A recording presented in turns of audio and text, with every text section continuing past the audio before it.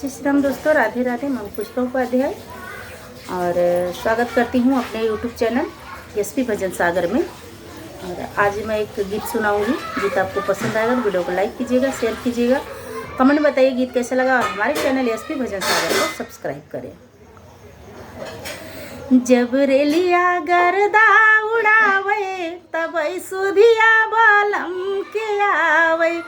जब रेलिया गर्दा उड़ावे तब सुधिया बालम के आवे। बालम के आवे हो बालम के आवे। जब रेलिया गर्दा उड़ावे तब सुधिया बालम के आवे। जब रेलिया गर्दा उड़ावे तब सुधिया बालम के आवे। 4 महीना गर्मी के दिनवा, गर्मी के दिनवा हो गर्मी के दिनवा। 4 महीना गर्मी के दिनवा, गर्मी के दिनवा चुए पसीनवा। जब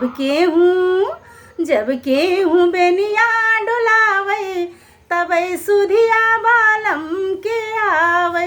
जब केहूँ बेनिया डुलावे तब सुधिया बालम के आवे। जब रेलिया गर्दा उड़ावे तब सुधिया बालम के आवे। जब रेलिया गर्दा उड़ावे तब सुधिया बालम के आवे। 4 महीना बरखा के दिनवा, बरखा के दिनवा हो बरखा के दिनवा। 4 महीना बरखा के दिनवा, बरखा के दिनवा भीगे बदनवा। जब केहूँ मड़ई छवावे तब सुधिया बालम के आवे।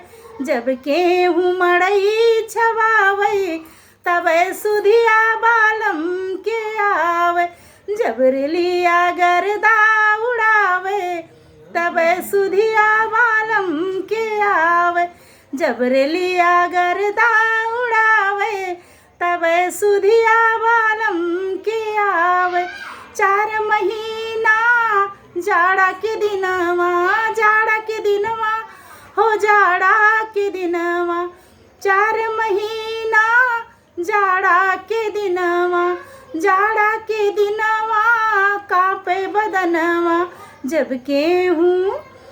केहूँ चदरा ओढ़ावे तब सुधिया बालम के आवे। जब केहूँ चदरा ओढ़ावे तब सुधिया बालम के आवे। जब रेलिया गर्दा उड़ावे तब सुधिया बालम के आवे। जब रेलिया गर्दा उड़ावे तब सुधिया बालम के आवे।